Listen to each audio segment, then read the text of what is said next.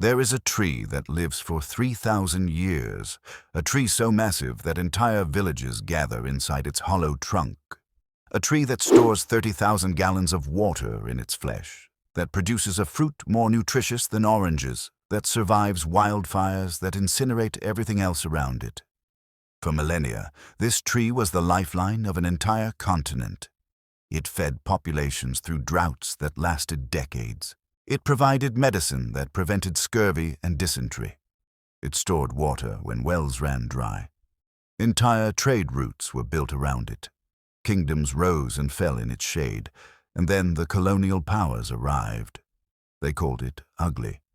They said it was cursed. They cut down the sacred groves and replaced them with cash crops that required constant irrigation. They convinced people that this ancient guardian was worthless, primitive, a relic of a backward past. Modern agriculture didn't just ignore this tree. It tried to erase it from memory. But here's what they couldn't destroy. In the harshest environments on Earth, where nothing else survives, this tree still stands. And in a world facing water scarcity, food insecurity, and ecosystem collapse, it might hold the keys to survival itself. This is the story of the baobab tree. And this is the food they erased. Adansonia, better known as the baobab, is not just a tree. It's a living monument to resilience. There are 9 species, 8 native to Madagascar, 1 spread across mainland Africa, but all of them share something extraordinary. They refuse to die. The oldest confirmed baobab was over 2,500 years old when it finally fell in 2017. Think about that. This tree was already ancient when the Roman Empire was founded. It watched civilizations rise, collapse, and rise again. It survived droughts that killed millions. It witnessed the slave trade, colonization, independence. And through it all, it kept growing, kept producing, kept feeding. The baobab doesn't grow like other trees. In the wet season, it absorbs water, thousands of gallons of it, storing it in its spongy wood tissue. Its trunk swells. Some specimens grow to 30 meters in diameter, bigger than most houses. The bark becomes thick, fire-resistant, almost cork-like. When the dry season comes, when every other plant is dying of thirst, the baobab has its own reservoir. People noticed this. For thousands of years, across the African savanna, when drought hit, when the wells dried up, people tapped the baobab. They would bore a small hole into the trunk and collect the water stored inside. Not sap, actual water. Clean, drinkable, life-saving. But it wasn't just water. The baobab was an entire survival system. Let me tell you about baobab fruit. It hangs from the branches in hard, velvet-covered pods, looking like something between a coconut and a gourd. The locals called it monkey bread because baboons would climb the trees to eat it. Inside that pod is a dry, chalky pulp surrounding seeds, and that pulp is one of the most nutrient-dense foods on the planet. Vitamin C content, 6 times higher than oranges. Calcium, more than milk. Antioxidants, off the charts. The fruit also contains significant amounts of potassium, magnesium, iron, and fiber. During the age of exploration, when European sailors were dying of scurvy by the thousands, the African coastal populations who ate baobab fruit didn't suffer from it at all. But here's what makes it truly remarkable. The fruit naturally dehydrates while still on the tree. It dries itself. No processing required. No preservation needed. The pulp becomes shelf-stable for years. You could harvest it, store it, and eat it 5 years later with no refrigeration, no special treatment. It was nature's emergency food supply. Across the Sahel region, the dry belt stretching from Senegal to Sudan, baobab fruit was the difference between surviving drought and starvation.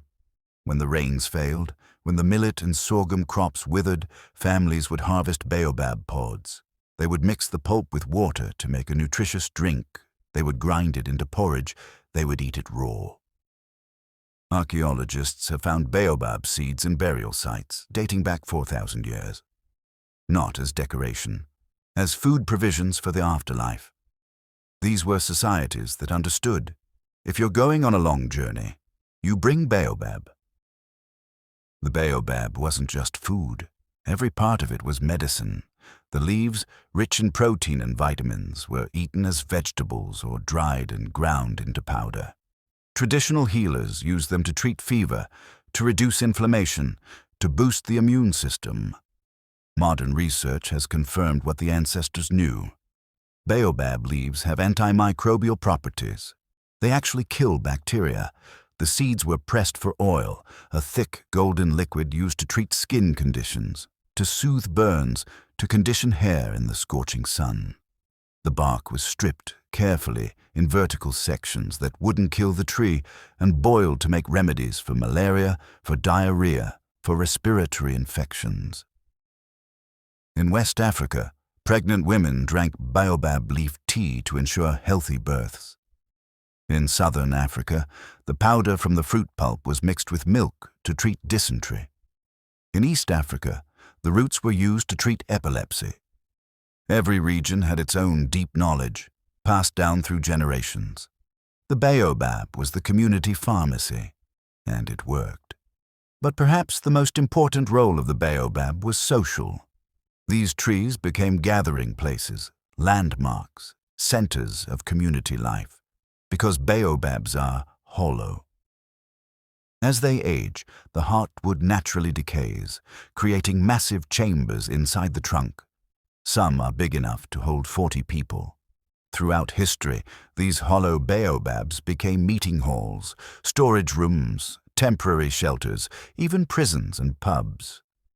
In southern Africa, village councils met inside ancient baobabs to make important decisions.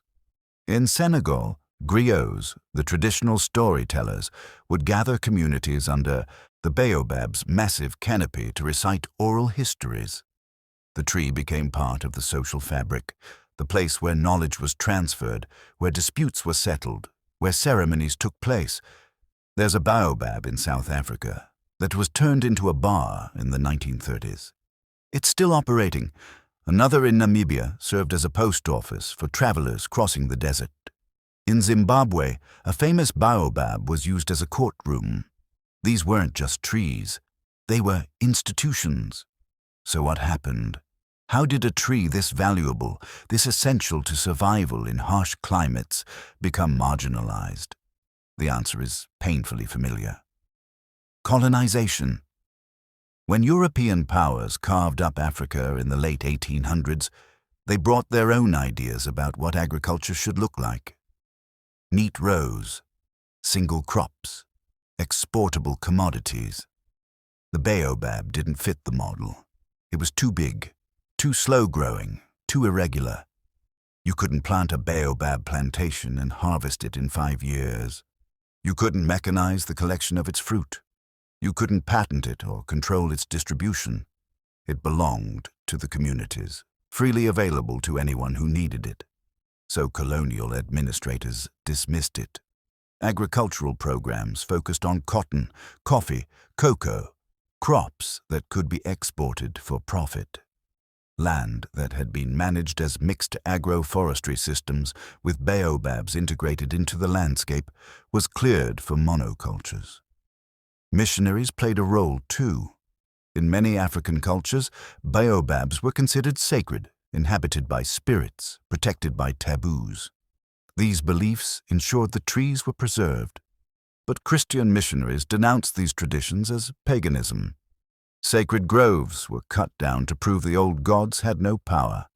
Centuries-old baobabs, trees that had been protected by custom, were felled to make way for churches and mission stations. By the mid-20th century, development agencies were actively encouraging farmers to remove baobabs. The trees were called unproductive. They took up space that could be used for real crops. Government subsidies incentivized clearing them. Across the continent, ancient baobabs were cut down, burned, erased from the landscape. And with the trees went the knowledge. Children were taught in colonial schools that modern food came from stores, that traditional foods were inferior. The practice of harvesting baobab fruit, of processing the leaves, of tapping the trunk for water, these skills were labeled as primitive. Within 2 generations, much of the knowledge was lost. What replaced the baobab? What replaced a tree that thrived in drought, required no irrigation, enriched the soil, provided food and medicine and water?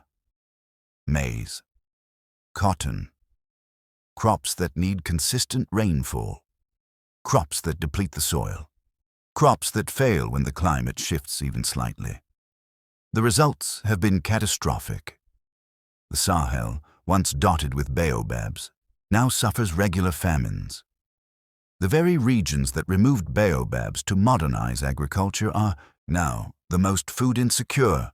Droughts that the baobab could have buffered against now cause humanitarian crises, and it gets worse. Climate change is hitting Africa harder than almost anywhere else. Rainfall patterns are shifting. Droughts are lasting longer. Temperatures are rising.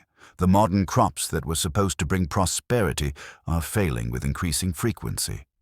Meanwhile, in the areas where baobabs still stand, where communities never fully abandon traditional knowledge, resilience is higher.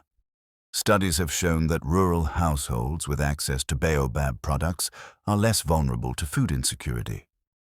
The tree that was dismissed as worthless is proving to be exactly what's needed for climate adaptation. Something is shifting. In the last 20 years, researchers, NGOs, and even some governments have started to recognize what was lost. The European Union now allows baobab fruit powder to be sold as a novel food. It's showing up in health food stores, marketed as a superfood. Scientists are studying its nutritional properties and confirming what traditional knowledge always knew. Baobab is exceptional. Organizations across Africa are working to protect remaining ancient baobabs and to plant new ones. In Senegal, the government has made the baobab the national symbol and invested in processing facilities to turn the fruit into export products, creating income for rural communities. In Zimbabwe, farmers are integrating baobabs back into their fields. In Madagascar, conservationists are racing to save the endemic species, some of which are critically endangered. In Kenya, women's cooperatives are harvesting and selling baobab products, gaining economic independence. But here's the hard truth. We're running out of time. Some of Africa's oldest baobabs, trees that survived for over 2,000 years, have collapsed in the last decade. Scientists believe climate stress, even drought conditions that exceed anything in the historical record, may be killing them. The very trees that were meant to be climate refuges are now threatened by climate change. We are facing a global crisis. Water scarcity affects billions. Food systems are fragile. Climate change is accelerating, and our dominant response is to double down on high-input industrial agriculture, to engineer new crops, to build more irrigation systems, to import food across longer distances. But what if the solution is already here? What if resilience doesn't require more technology, but less forgetting? The baobab offers a different model. It says, work with the environment, not against it. It says, food security comes from diversity, not monoculture. It says, the knowledge embedded in traditional systems is not primitive, it's sophisticated. This tree can live for 3,000 years. It can store water through multi-year droughts. It produces nutritious food with no inputs. It regenerates soil. It creates shade in desert heat. It provides medicine. It anchors communities. And we almost erased it because it didn't fit the industrial model. Here's what you need to understand. The erasure of the baobab wasn't an accident. It was a choice. A choice to value profit over resilience. A choice to prioritize export crops over local food security. A choice to dismiss traditional knowledge as backward. And we're still making that choice. Right now, across the developing world, ancient food systems are being replaced by industrial monocultures. Indigenous crops are being abandoned in favor of globalized varieties. Trees that have fed people for millennia are being cut down to plant crops that will fail when the climate shifts. But it doesn't have to be this way. The baobab is still here. In fragments, yes. Threatened, yes. But still standing, still producing, still offering a different path forward. And it's not alone. Across every ecosystem there are forgotten foods, abandoned crops, traditional systems that hold solutions to the crises we face. We don't need to invent our way out of hunger. We need to remember. The future of food might not look like a high-tech farm. It might look like an ancient tree surrounded by a community that never forgot its value. It might look like knowledge passed down through generations, finally being recognized for what it always was. Wisdom.